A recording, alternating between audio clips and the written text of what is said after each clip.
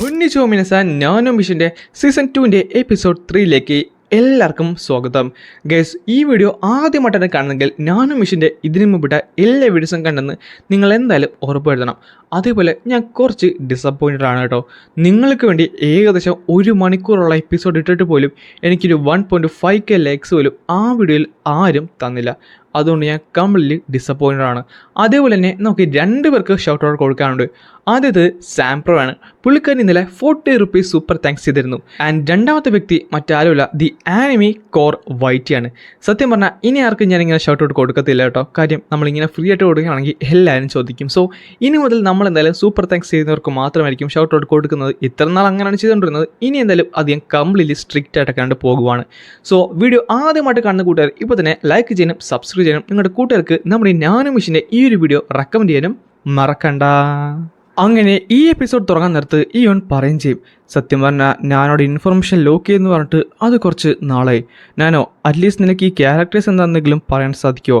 ഇത് കണ്ടിട്ട് റൈറ്റിംഗ് പോലെ ഉണ്ട് ഹഞ്ചയുടെ. അത് സിംപ്ലിഫൈഡ് ഉള്ള ക്യാരക്ടേഴ്സാണ്. സിംപ്ലിഫൈഡോ? അതെ, അതൊരു ഹഞ്ച ഫോമിലുള്ളതാണ്. അത് എഴുതാൻ കുറച്ചുകൂടെ എളുപ്പമാണ്. അല്ല, ഇതെങ്ങനെയാണ് എഴുതിയിട്ടുള്ളത് അതെനിക്ക് പറയാൻ സാധിക്കത്തില്ല. എൻ്റെ പ്രോഗ്രാം ലോക്ക്ഡ് ആണ്. അല്ല, നിനക്ക് ഈ ഒരു ലൈൻസ് അനലൈസ് ചെയ്യാനെങ്കിലും സാധിക്കുമോ? യെസ്, അതെന്തായാലും ഞാൻ ട്രാൻസ്ലേറ്റ് ചെയ്ത് തരാം. സത്യം പറഞ്ഞാൽ ഡിമോണിക് കൾട്ടിൻ്റെ ഫോർ ഫാദറിൻ്റെ പുറകെ പോയത് അതെൻ്റെ ഒരു മണ്ടത്തരമായിരുന്നു. അതായിരുന്നു ഏറ്റവും വലിയ തെറ്റ്. എൻ്റെ ഒരു ഗ്രീഡ് കാരണം തന്നെ എല്ലാം തന്നെ നശിച്ചുപോയി. ഞാൻ ശരിക്കും ആ ഒരു ഒറിജിനൽ പ്ലാനായിട്ട് സ്റ്റിക്ക് ഓൺ ചെയ്താൽ മതിയായിരുന്നു. ഇതെന്താണ് ഞാൻ കേട്ടത്? ഒരു സുപ്രീം അല്ല മാർഷൽ ഫിസിക്ക് കിട്ടുന്ന ഒരു ടെക്സ്റ്റിന് വേണ്ടിയാണ് നമ്മുടെ ഡിവൈൻ ഫിസിഷൻ നടന്നതെന്നാണ്. എന്നാൽ ഇത് മോർ ഓവർ ഒരു ജേണൽ പോലെ ഉണ്ടല്ലോ. പിന്നെ for father of the demonic cult, അത് ദി ഫൗണ്ടിങ് ഹെവലി ഡീമനാണ് പറയുന്നത്. അല്ല, ഈ പറയുന്ന വ്യക്തി ഫൗണ്ടിങ് ഹെവലി ഡീമനെ ഡിഫീറ്റ് ചെയ്യാൻ നോക്കി കൊല്ലാൻ നോക്കിയിട്ട് നടക്കാതെ പോയതാണോ? ആൻഡ് അതും ആ സോഡ് വാല്യൂൽ വെച്ച് കണ്ട ആ സോഡ് സ്ലാഷസോട്ട് എന്തെങ്കിലും ബന്ധമുണ്ടോ? ഇനി എങ്ങനെ ആ സുപ്രീം മാർഷൽ ആർട്ട് ഫിസിക്ക് കണ്ടെത്തിയ ക്രിയേറ്ററാണ് ഇത് എഴുതിയിട്ടുണ്ടെങ്കിലോ? ആൻഡ് അദ്ദേഹത്തിന് ആ ഒരു സുപ്രീം അല്ല സേബർ 6 മാർഷൽ ആർട്ടിസ്റ്റ് സെറ്റുമായിട്ട് എന്തെങ്കിലും ബന്ധമുണ്ടെങ്കിലോ? എന്തായാലും എനിക്ക് പ്രത്യേകിച്ച് കാര്യമുണ്ടെന്ന് തോന്നുന്നില്ല. അതുമാത്രമല്ല, ഇതെന്തായാലും പകുതി കത്തിക്കരിഞ്ഞ അവസ്ഥയിലാണ്. നമുക്കിതുകൊണ്ട് പ്രത്യേകിച്ച് ഉപയോഗമുണ്ടെന്ന് തോന്നുന്നില്ല. എന്തായാലും ഡിവൈൻ ഫിസിഷ്യൻ ഇത് കൊടുത്തേക്ക്.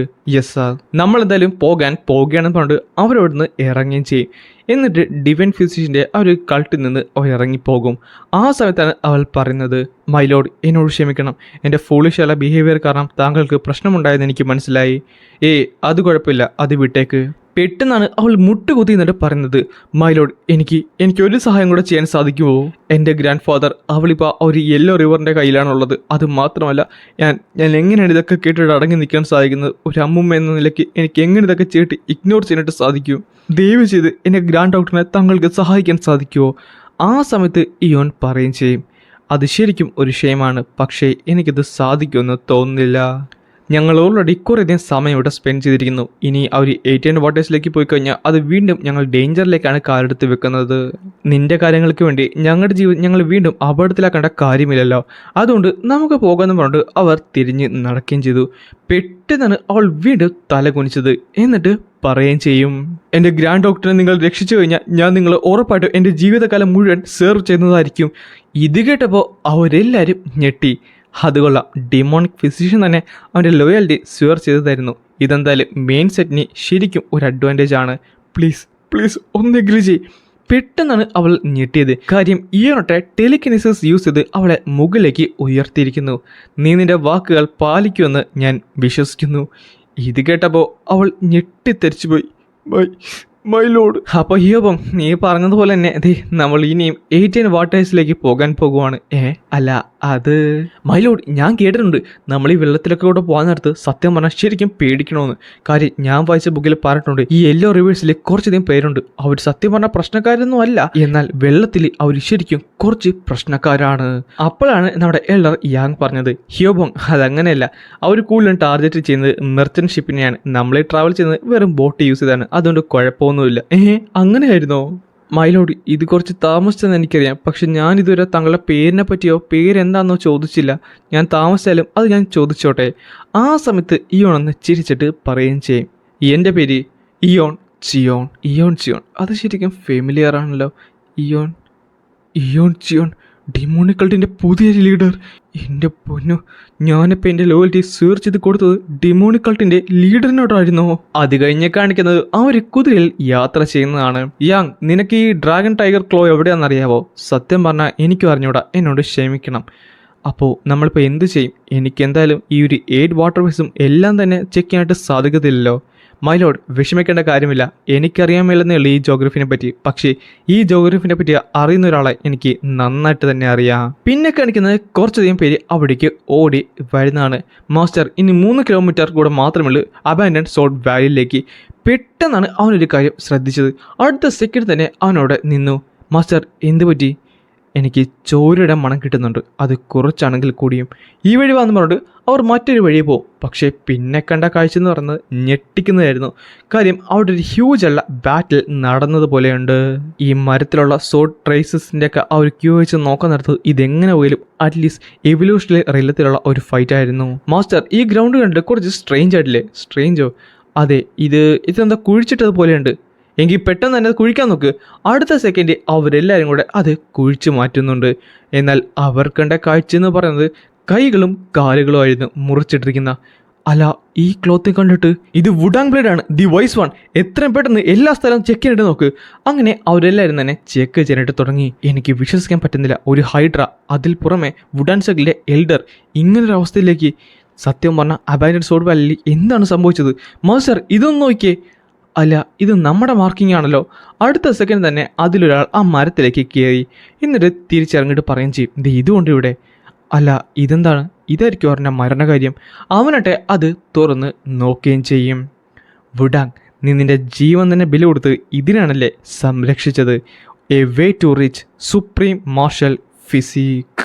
നമ്മുടെ നോർത്തേൺ സൈഡിലാണ് ഓർത്തഡോക്സ് സെക്ടർ ഉള്ളത്. അതേപോലെ വെസ്റ്റ് സൈഡിലാണ് അൺഓർത്തഡോക്സ് സെക്ടർ ഉള്ളത്. പിന്നെ നമ്മുടെ സൗത്ത് സൈഡിലാണ് ഹെവലി ഡിമോണിക് കൾട്ട് ഉള്ളത്. മാർഷ്യൽ ആർട്ടിസ്റ്റിൽ ഈ 3 പേര് തമ്മിലുള്ള ആ ഒരു യുദ്ധം വർഷങ്ങൾക്ക് മുമ്പ്, സെഞ്ചുറീസിന് മുമ്പ് തന്നെ തുടങ്ങിയതാണ്. ആ ഒരു ബോർഡർ ലൈനിലാണ് ഏറ്റവും കൂടുതൽ ഫൈറ്റും ബാക്കിയുള്ള കാര്യങ്ങളും ഉണ്ടാകുന്നത്. സത്യം പറഞ്ഞാൽ അവിടുത്തെ നിറം തന്നെ ചുമലയാണ്, ചോരയുടെ നിറം. എന്നാൽ ഇത്രയൊക്കെ ബാറ്റിൽ ഫീൽഡിൽ ഉണ്ടായിട്ടെങ്കിലും ഒരു ന്യൂട്രൽ പ്ലേസ് ഉണ്ട് ഈ 3 പേരുടെ നടുക്കായിട്ട്. ആൻഡ് അതിനെയാണ് ദി സൈലന്റ് ക്യാപിറ്റൽ എന്ന് വിളിക്കുന്നത്. സൈലന്റ് ക്യാപിറ്റൽ എപ്പോഴും അത്യാവശ്യം പീസ്ഫുൾ ആണ്. കാര്യം അവിടെ ടെൻഷൻ എപ്പോഴും മുറുകെയാണ് നിൽക്കുന്നത്. അതുകൊണ്ട് ആരും തന്നെ അത് പൊട്ടിക്കാനും തയ്യാറാകുന്നില്ല. പിന്നെ കാണിക്കുന്നത് നമ്മുടെ ഹിയോബോങ്ങിനെയാണ്. അവൻ പറയും ചെയ്യും, ഓമാരെ കണ്ടിട്ട് അൺഓർത്തഡോക്സ് സെക്റ്റാണ്. ആ സ്കാർസ് കണ്ടില്ലേ? എടാ, ഒന്നും മിണ്ടാതിരിക്കടാ. നീ എന്തിനാണ് വെറുതെ ആവശ്യമില്ലാത്ത വള്ളിയൊക്കെ മേടിച്ചിട്ട് വരുന്നത്? ആ, ഓക്കെ. ഓ, ഇവൻ ശരിക്കും സംസാരിക്കും. ഗ്യൂവിലാഞ്ഞ് കുറച്ചുകൂടെ നന്നായി. അല്ലടാ, നിനക്ക് തോന്നുന്നുണ്ടോ മിനിക്ക് ഹാങ്ഷുയൊക്കെ നമ്മുടെ ഡിവൈൻ ഫിസിഷ്യനായിട്ട് ഇപ്പോൾ സ്ഥലത്ത് എത്തിക്കാണോന്ന്? അത് മാത്രമല്ല, എൽറിയോനെ പറ്റി ഞാൻ വിഷമിക്കുന്നുണ്ട്. ഈ സമയത്ത് നമ്മുടെ ബേക്കിന് ശരിക്കും പൊളിഞ്ഞു വരുന്നുണ്ടായിരുന്നു. ആ ടൈമിലാണ് എൽറിയാങ് പറഞ്ഞത്, ഭാഗ്യം അവൻ്റെ കൂടെ അല്ലല്ലോ. മൈലോഡ്, ഇനി നമുക്ക് ഈ വഴി വേണം പോകാനായിട്ട്. അല്ല, ഇതൊരു ആലി വേ അല്ലേ? അതിനുശേഷം അവർ അകത്തേക്ക് നടന്നു. എടാ പിള്ളേരെ, ഇവിടേക്ക് വരുന്നോ? നിങ്ങൾ ഇന്ന് രാത്രി എന്തിനാ ഇവിടേക്ക് വന്നത്? ഇവിടെ ഒത്തിരിയധികം പിള്ളേരുണ്ട് കേട്ടോ എന്നുമുണ്ട്. അവൾ കണ്ണടച്ച് കാണിക്കുകയും ചെയ്യും. എടാ അവളുടെ അത്, എടാ ഹിയോബോങ് ഒന്നും മിണ്ടാതിരിയെന്ന് പറഞ്ഞിട്ട് ബേഗ്ജി പെട്ടെന്ന് അവിടുന്ന് ഓടിപ്പോവും. ഈ സമയത്ത് തന്നെ ഹിയോബോങ് പറയുകയും ചെയ്യും, ഞാൻ ശരിക്കും ഗ്യൂവിനെ വാങ്ചുല്ലെ മിസ് ചെയ്യുന്നു. അവർ ശരിക്കും എന്നോട്ട് സംസാരിക്കുമായിരുന്നു. മൈലോഡ്, നമ്മളിതേ സ്ഥലത്തെത്തിയിരിക്കുന്നു. അതിനുശേഷം കാണിക്കുന്നത് ഒരു മാസീവുള്ള ഒരു പാവലിയനാണ്, ഒസാങ്കു പാവലിയൻ. അങ്ങനെ അവർ നേരെ അകത്തേക്ക് കയറി. ഇതിൻ്റെ അകത്ത് മുഴുവൻ സ്ത്രീകളാണല്ലോ. അത് മാത്രമല്ല, ഇവിടെ ഇൻഫർമേഷൻ കിട്ടുമോ? ബേഗ്ജി അങ്ങോട്ട് നോക്ക്, ഇവിടെ മുഴുവൻ ഇവിടെ നോക്കിയേ, ഇത് അങ്ങോട്ട് നോക്കിയേ. ആ സമയത്ത് ബേഗ്ജി കഷ്ടപ്പെട്ടാണ് ഒന്നും തന്നെ നോക്കാതെ നിൽക്കുന്നത്. പെട്ടെന്നായിരുന്നു ബേഗ്ജിനെ ഹിയോബോങ്ങിനെ 2 പേർ വന്ന് പിടിച്ചത്. അല്ല, ഇന്ന് രാത്രി നിങ്ങൾ ആഘോഷിക്കാനാണ് ഇവിടേക്ക് വന്നത്, നമുക്ക് ഒരുമിച്ച് കുടിച്ചാലോ? നമ്മുടെ ഹിയോബോങ്ങടെ കറക്റ്റ് അവിടെ അങ്ങോട്ട് ഇല്ലാണ്ടായിപ്പോയി. ബേഗ്ജി ആട്ടെ എന്ത് ചെയ്യണമെന്ന് അറിയാൻ മേലായിരുന്നു. എനിക്ക് നിന്നെപ്പോലുള്ള മസ്കുലറായുള്ള ആൾക്കാരൊക്കെ ഇഷ്ടമാണ് കേട്ടോ. പെട്ടെന്നാണ് അവിടേക്ക് അവൻ നടന്നു വന്നത്. ഞങ്ങൾക്ക് 3 കപ്സിന് വേണ്ടി ഒരു സീറ്റ് ആവശ്യമുണ്ട്. ഓ, അങ്ങനെയാണോ? ഇതുവഴി വന്നവരോട് അവരെ മറ്റൊരു സ്ഥലത്തേക്ക് അവർ വിളിച്ചുകൊണ്ട് പോകും. അങ്ങനെ അവരോട് ഇരുന്നിട്ടുണ്ട്. ആ സമയത്ത് തന്നെ നമ്മുടെ ഇയോൺ പറയും ചെയ്യും, ആദ്യത്തെ ഫ്ലോർ പോലെയല്ല, സെക്കൻഡ് ഫ്ലോറിൽ കബിളിലെ മാർഷൽ ആർട്ടിസ്റ്റ് മാത്രമേ ഉള്ളൂ. നിങ്ങളുടെ കാര്യം കഴിയുന്നിടത്ത് എന്നെ വിളിച്ചാൽ മതി. മൈലോഡ്, ഇതൊരു സീക്രട്ട് ഉള്ള പ്ലേസ് ആണ്. ഇവിടെ ഇൻഫർമേഷൻ വിൽക്കാറുണ്ട്. താങ്കൾക്ക് ഇത് ഓർത്തഡോക്സ് സെക്റ്റിന്റെ, നമ്മുടെ ബെഗർ ഗാങ്ങിന്റെ, പിന്നെ അൺഓർത്തഡോക്സ് സെക്റ്റിന്റെ ഒരു ലോവൽ ക്ലാസ് സെറ്റ് ആയിട്ടെന്ന് പറയാൻ സാധിക്കും. ഓ അങ്ങനെയാണോ? ഇത് കംപ്ലീറ്റ്ലി ഒരു ന്യൂട്രൽ സോണാണ്. അതുകൊണ്ട് ഇവിടെ പ്രത്യേകിച്ച് പ്രശ്നങ്ങളൊന്നും ഉണ്ടാകാറില്ല. ആൻഡ് അത് ഇവരുടെ അഡ്വാൻറ്റേജ് ആയിട്ട് ഇവർ എടുക്കാറുണ്ട്. ഈ കാണുന്ന 3 കപ്സ് കണ്ടോ, ഇതിലാണ് ആ റാങ്ക് അവർ നിശ്ചയിക്കുന്നത്. ഈ റെഡ് എന്ന് പറഞ്ഞ ലോ റാങ്ക് ആണ്, ബ്ലൂ ഇൻ്റർമീഡിയറ്റ് ആൻഡ് വൈറ്റ് എന്ന് പറഞ്ഞ ഹൈ ആണ്. അല്ല, നമ്മൾ ഈ തിരക്കുന്ന ഇൻഫർമേഷൻ അതെനിക്ക് തോന്നുന്നത് ഇൻ്റർമീഡിയറ്റ് ആണെന്ന് പറഞ്ഞിട്ട് അവൻ ആ നീല കപ്പിലേക്ക് വെള്ളമൊഴിക്കും. അടുത്ത സെക്കൻഡ് തന്നെ അടുത്ത ആൾ അവിടേക്ക് വന്നു. അപ്പോൾ നിങ്ങളുടെ ഓർഡർ. അവനാട്ടെ സംസാരിക്കാനും തുടങ്ങി. ഒരു നിമിഷം ഒന്ന് വെയിറ്റ് ചെയ്യണം. അങ്ങനെ കുറച്ച് നേരം കഴിഞ്ഞു. എന്നിട്ട് അവൻ വന്നിട്ട് പറയും ചെയ്യും, ഞങ്ങളുടെ ഓണറിനെ താങ്കളെന്ന് കാണണമെന്ന് പറയുന്നു. സോ അപ്പർ ഫ്ലോറിലേക്ക് പോയാലോ? എന്ത് ഓണറിനോ? മൈലോഡ്, എന്തോ സംതിങ് സ്ട്രേഞ്ച് ആയിട്ട് നടക്കുന്നുണ്ട്. സാധാരണ അത് ഹയർ റാങ്ക് ഇൻഫർമേഷന് വേണ്ടി മാത്രമാണ് മുകളിലേക്ക് പോകുന്നത്. കുഴപ്പമില്ല, നമുക്ക് പോകാം. നമുക്ക് എന്തായാലും ഇൻഫർമേഷൻ ആവശ്യമുണ്ടല്ലോ. അത് മാത്രമല്ല ഈ സ്ഥലത്ത് അധികം ഡേഞ്ചറായിട്ട് എനിക്ക് തോന്നുന്നില്ല. അതിനുശേഷം അവർ നേരെ മുകളിലേക്ക് എത്തി. ദേ ഇതാണ് വഴി, ഇതിൻ്റെ അകത്തൂടെ കടന്നു ചെല്ലൂ. അങ്ങനെ അവർ നേരെ അകത്തേക്കും കയറി. വെൽക്കം, എല്ലാവരെയും ഞാൻ വെൽക്കം ചെയ്യുന്നു. നിങ്ങളെൻ്റെ പ്രഷ്യസ് അല്ല ഗസ്റ്റ് അല്ലേ? ബാ, ഞാൻ ഇവിടുത്തെ ഓണറാണ്, മാൻ വു. ഞാൻ ഒരിക്കലും വിചാരിച്ചില്ല ഞാൻ ഇതിൻ്റെ ഓണറെ തന്നെ കാണാൻ പറ്റുമെന്ന്. താങ്കളെ കണ്ടതിൽ വളരെയധികം സന്തോഷം. ബാ വന്നിരിക്കാൻ നോക്ക്. അല്ല, താങ്കൾ എന്തിനാണ് ഞങ്ങളെ ഇവിടേക്ക് വിളിപ്പിച്ചത്? ഞാൻ ചോദിച്ചത് ഒരു ഇൻ്റർമീഡിയറ്റ് ഉള്ള റാങ്കിങ് അല്ലേ? ഓ അങ്ങനെയാണെന്ന് എനിക്ക് തോന്നിയത്. എങ്കിൽ ക്ഷമിക്കണം. സത്യം പറഞ്ഞാൽ നീ ചോദിച്ച് ഒരു ഹയർ റാങ്കിങ് ഇൻഫോർമേഷൻ തന്നെയാണ്. പക്ഷേ കുറച്ച് ഗ്രേ ഏരിയസും അവിടെയുണ്ട്. അതെന്താണ്? സത്യം പറഞ്ഞാൽ ഈ ഒരു ഓർഗനൈസേഷനെ കുറേ പേര് നന്നായിട്ട് സപ്പോർട്ട് ചെയ്യുന്നുണ്ട്. അപ്പോൾ നിങ്ങൾക്ക് ഇത് കണ്ടാൽ ചിലപ്പോൾ മനസ്സിലായേക്കുമല്ലോ. അതുകൊണ്ടാണ് ഞാനിവിടേക്ക് 18 അല്ല, അതിനർത്ഥം 18 വാട്ടർ വേസ് എന്നാണോ? അപ്പം നിങ്ങൾക്ക് കാര്യങ്ങൾ മനസ്സിലാകുമല്ലേ? ഡിസപ്പോയിൻറ്റ് ചെയ്തതിൽ ക്ഷമിക്കണം. ഞങ്ങൾ അവരെ പറ്റിയുള്ള ഇൻഫോർമേഷൻ ഇവിടെ വിൽക്കാറില്ല. പിന്നെ ഒരു കാര്യം കൂടെ നിങ്ങൾ വാക്ക് തരാനുണ്ട്. ദി ഡ്രാഗൺസ് ടൈഗർ ക്ലോ ആയിട്ട് നിങ്ങൾക്ക് പ്രശ്നങ്ങളൊന്നുമില്ലെന്ന് ഞങ്ങൾക്കൊന്ന് ഉറപ്പുവരുത്തണം. അത് മാത്രമല്ല, ഈ ഒരു ഇൻഫോർമേഷൻ ചോദിച്ചതിൻ്റെ വിലയും നിങ്ങൾ ഞങ്ങൾക്ക് തരണം. പെട്ടെന്ന് ഹിയോബങ് തിരിഞ്ഞു നോക്കി. എന്നിട്ട് പറയും ചെയ്യും, എടാ ഏകദേശം 10-30 പേരോളം നമ്മുടെ ചുറ്റും സറൗണ്ട് ചെയ്തിട്ടുണ്ട്. ഞാൻ കേട്ടിരുന്നു താങ്കൾ 10,000 ഗ്രേറ്റ് മൗണ്ടൻസിലേക്ക് തിരിച്ചു പോയായിരുന്നു. യങ് ഡൻഹ്വ ദി 4th എൽഡർ. ആൻഡ് അതേപോലെ തന്നെ ഞാൻ കുറച്ച് ക്യൂരിയസ് ആണ്, നീ ആരാണെന്ന്. കാര്യം നിന്നെ കണ്ടിട്ട് ഒരു ഹയർ പൊസിഷനുള്ള ഒരാളായിട്ട് തോന്നുന്നുണ്ട്. പക്ഷേ ദി ഡിമോണിക്കലിലെ യങ് ഡൻഹ്വ നീയായിട്ട് കുറച്ച് ഫോർമലല്ല സംസാരിക്കുന്നത്. ഇത് കേട്ടപ്പോൾ ഹ്യൂബോങ്ങിനും ബേഗ്ജിക്കും അത്ര പിടിച്ചില്ല. അപ്പോൾ ഇൻഫോർമേഷൻ ചോദിച്ചതിൻ്റെ പൈസ ഞാൻ അങ്ങോട്ട് ചോദിക്കാം. ഇവനെ കണ്ടിട്ട് ഇവൻ എന്തായാലും ഡിമോണിക്കലില്ല ഒരു ഹയർ അപ്പായിട്ട് തോന്നുന്നുണ്ട്. സോ ഇൻഫോർമേഷനുള്ള പൈസ ഇവരെ നിന്ന് എനിക്ക് ശരിക്കും ചൂഷണം ചെയ്യാവുന്നതാണ്. അത് മാത്രമല്ല, ഇവരെന്തിനാണ് ആ ഒരു ഡ്രാഗൺ ടൈഗർ ക്ലോനെ അന്വേഷിക്കുന്നുള്ള ഇൻഫോർമേഷനും എനിക്ക് കിട്ടും. ഇപ്പോൾ എനിക്ക് ഉറപ്പായി ഈ സ്ഥലം ആരാണ് സപ്പോർട്ട് ചെയ്യുന്നതെന്ന്. എന്ത്? അടുത്ത സെക്കൻഡ് ഇയോൺ തൻ്റെ കൈകൾ മുകളിലേക്ക് ഉയർത്തി. പെട്ടെന്നായിരുന്നു അവനെ വലിച്ചെൻ്റെ കയ്യിലിട്ട് അടുപ്പിച്ചത്. എന്നിട്ട് കഴുത്ത് ഞെക്കാനും തുടങ്ങി. നീ എന്താണ് ചെയ്യുന്നത്? അവനെ വെറുതെ വിടൂ. എനിക്കൊരു സബോർഡിനേറ്റ് ആയിട്ട് സംസാരിക്കാൻ ഒരാഗ്രഹവുമില്ല. എന്ത്? നീ എന്താണ് ഈ കാണിക്കുന്നത്? പെട്ടെന്ന് അവൻ്റെ കഴുത്ത് പിടിച്ച് ഞെരുക്കി. അതുതന്നെയാണ് എനിക്ക് നിന്നോട് ചോദിക്കാനുള്ളത്. ഈ ഒരു പാവലിൻ്റെ ഓണർ എന്തിനാണ് ഒരു ഗാർഡായിട്ട് പ്രിറ്റൻഡ് ചെയ്യുന്നത്?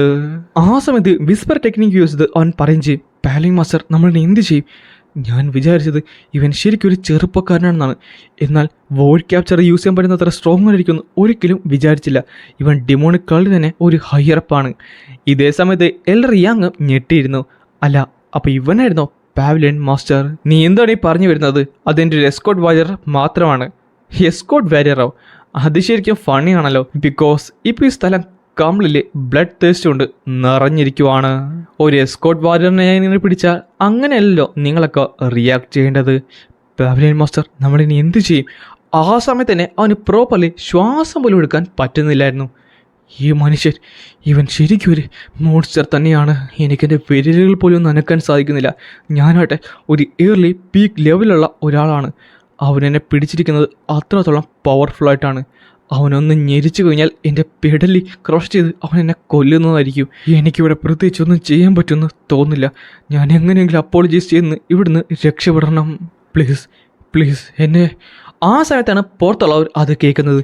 എടാ പാവലിയൻ മാസ്റ്റർ ഇപ്പോൾ പറഞ്ഞത് പ്ലീസ് സേവ് മീ എന്നല്ലേ, അതാ സിഗ്നൽ അല്ലേ വെച്ചുകൊണ്ട് ആ കഥകം തകർത്തോണ്ട് അകത്തേക്ക് കയറി വന്നത്. എടാ പൊട്ടുമാതി എന്ത് കാണിക്കുവാണ്? അടുത്ത സെക്കൻഡ് അതിലൊരുത്താൻ നേരെ പാഞ്ഞു വന്നത് എൽഡർ യാങ്ങിൻ്റെ നേരെയാണ്. എന്നിട്ടൊരു അറ്റാക്ക് അങ്ങോട്ട് ചെയ്യുന്നുണ്ട്. എന്നാൽ ഒരു വിരൽ ഉയർത്തിക്കൊണ്ട് ആ ഒരു അറ്റാക്ക് അവൻ കംപ്ലീറ്റ്ലി ബ്ലോക്ക് ചെയ്തു. വേറെ ഒരു വിരൽ യൂസ് ചെയ്തുകൊണ്ട് അത് ആ സോഡ് തന്നെ കംപ്ലീറ്റ്ലി ഡിസ്ട്രോയ് ചെയ്ത് കളഞ്ഞു. ഇവന്മാരെല്ലാവരും സെക്കൻഡ് റേറ്റ് ആണ്. അത് മാത്രമല്ല എനിക്കിപ്പോൾ ശരിക്കും പാവം തോന്നുന്നുണ്ട്. കാര്യം അടുത്ത സെക്കൻഡിലാണ് അവന്മാരെ എല്ലാവരും നമ്മുടെ ഹിയോബങ് ഇടിച്ച് നശിപ്പിക്കുന്നത്. ഹിയോബങ് വളരെ നിസ്സാരമായി തന്നെ അവൻ്റെ നേരെ വന്ന എല്ലാവരും ഇടിച്ച് താഴ്ത്തിയിടുകയും ചെയ്യും. അവൻ ശരിക്കും എക്സൈറ്റഡ് ആണ്. എല്ലാവരും ഒരുമിച്ച് അവൻ അറ്റാക്ക് ചെയ്യും. ഇതേ സമയം ഹിയോബങ്ങിനെ ഒരു 6-7 പേര് ഒരുമിച്ച് അറ്റാക്ക് ചെയ്യേണ്ടി വരും. എന്നാൽ അവൻ നിസ്സാരമായി തന്നെ എല്ലാവരും ഇടിച്ച് നിലത്തിടും. മറ്റൊരു സൈഡിൽ ബേക്ക് ജി ഒട്ടും പുറകിലല്ലായിരുന്നു. അവനും എല്ലാവരെയും കിക്ക് ചെയ്ത് താഴത്തേക്ക് ഇട്ടുകൊണ്ടിരുന്നു. അവൻ്റെ പുറകിൽ കൂടെ വരുന്ന അറ്റാക്ക് നിസ്സാരമായി തന്നെ ഡോഡ്ജ് കൊണ്ട് അവൻ കിക്കൊക്കെ ചെയ്ത് എല്ലാവരെയും കിളി പാറിക്കുന്നുണ്ട്. ഇത് ശരിക്കും ഈസിയാണല്ലോ. ഈ സമയത്താണ് അവർ ശരിക്കും ഞെട്ടിയത്. അല്ല, ആ കാണുന്നത് അത് ദി എൻഹാൻഡ് സോഡ് ഓറയല്ലേ? അത് യൂസ് ചെയ്തത് നമ്മുടെ ഹിയോബോങ് ആയിരുന്നു. എന്താ ഇനിയും മുന്നോട്ട് പോകണം? പിന്നെ ഒരു കാര്യം ഞാൻ പറഞ്ഞേക്കാം, എൻ്റെ ഗ്രൂപ്പിലെ ഏറ്റവും വീക്കസ്റ്റ് ആയിട്ടുള്ളത് അത് ഞാനാണ്. എന്നിട്ട് അവൻ പറയും ചെയ്യും, അബാൻഡൻ സോഡ് വാലിയിൽ വെച്ച് അവസാനം ഞാനൊരു കാര്യം പഠിച്ചിരുന്നു. ഞാനിപ്പോൾ എന്തായാലും ഉറപ്പായിട്ടും ഒരു എയർലി സുപ്രീം പീക്ക് ലെവലിലാണുള്ളത്. അത് മാത്രമല്ല ഞാനിപ്പോൾ ശരിക്കും സ്ട്രോങ്ങറും ആയിരിക്കുമല്ലേ. ആ സമയത്ത് തന്നെ അവരവരുടെ സോഡൊക്കെ നിലത്തിട്ടിട്ട് പറയും ചെയ്യും, ഞങ്ങൾ കീഴടങ്ങിയിരിക്കുന്നു. പെട്ടെന്ന് ഇയോൺ ആ ഒരു പാവലിയൻ മാസ്റ്ററിനെ നിലത്തേക്കിട്ടു. അവന് പ്രോപ്പർലി ശ്വാസമൊന്നും എടുക്കാൻ പറ്റുന്നില്ലായിരുന്നു. എന്നോട് ക്ഷമിക്കണം, ഞാൻ ഐഡൻറ്റിറ്റി മറച്ചു വെച്ചതിൽ. ഞാനാണ് റിയലുള്ള പാവലിയൻ ഓണർ ഡു ഹ്യങ്. അതെ, ഞാനാണ് കമാൻഡർ മാൻഹു. അപ്പോൾ 8 വാട്ടർവേസ് ആണല്ലേ നിങ്ങളുടെ സ്പോൺസേഴ്സ്? അവരാണ് നിങ്ങൾ കൺട്രോൾ ചെയ്യുന്നത്? അത് കംപ്ലീറ്റ്ലി ട്രൂ അല്ല. ഞങ്ങൾ ഒരു കോപ്പറേറ്റീവ് പോലെയാണ്, അല്ലാതെ ഒരു മാസ്റ്റർ സബോർഡിനേറ്റും. പെട്ടെന്നായിരുന്നു ബേക്ക് ചെയ്യേണ്ട തലക്ക് പുറകിൽ പിടിച്ച് നിലത്തേക്ക് ഒരൊറ്റ ഇടിവെച്ച് കൊടുത്തത്. ഒരു കാര്യം പറഞ്ഞേക്കാം, ലോഡിലൊക്കെ കള്ളവങ്ങനെ പറഞ്ഞ എനിക്ക് മനസ്സിലായി. ഞാൻ നേരെ കാര്യത്തിലേക്ക് വരാം. എവിടെയാണ് ദി ഡ്രാഗൺസ് ടൈഗർ ക്ലോ ഉള്ളത്? അത് പാവലിയൻ മാസ്റ്റർ. പെട്ടെന്നായിരുന്നു അവർ വിസ്പർ ടെക്നിക്ക് യൂസ് ചെയ്ത് സംസാരിക്കാൻ തുടങ്ങിയത്. ഞാൻ ആ സ്പെഷ്യൽ റൂമിലുള്ള ആൾക്കാരെ പറഞ്ഞു വിടാൻ നോക്കാം. കാര്യം അവരോട് ഉണ്ടെങ്കിൽ ഒരു വലിയ പ്രശ്നം ഉണ്ടാകാൻ ചാൻസ് ഉണ്ട്. എടാ, നിനക്ക് തോന്നുന്നുണ്ടോ നമ്മൾ പറഞ്ഞ ഉടനെ അവരിവിടെ നിന്ന് പോകുമെന്ന്? അതുമാത്രമല്ല ഇവരും ശരിക്കും സ്കേരി ആയിട്ടുള്ള ആൾക്കാരാണ്. നമ്മളെന്തെങ്കിലും റീസൺ ഉള്ളത് തന്നെ ഇവിടെ നിൽക്കണം. സ്പെഷ്യൽ റൂമോ? അപ്പോൾ ആ സ്പെഷ്യൽ റൂമിലുള്ളവരെയും ഇവർ പേടിക്കുന്നുണ്ട്. സാർ, ഇത്തവണത്തേക്ക് താങ്കൾ ഒന്ന് തിരിച്ചു പോകുമോ? നീ എന്താണ് ഈ പറഞ്ഞത്? ഞാൻ ഉള്ളത് പറയാനാണെങ്കിൽ ആ ഒരു യെല്ലോ റിവറിലെ തേർഡ് ഡീമൻ അദ്ദേഹം ഇപ്പോൾ നിലവിൽ ഈ ഒരു ബിൽഡിങ്ങിൽ തന്നെയുണ്ട്. അതും പറഞ്ഞുകൊണ്ടാണ് ഈ ഒരു എപ്പിസോഡ് ഇവിടെ അവസാനിക്കുന്നത്.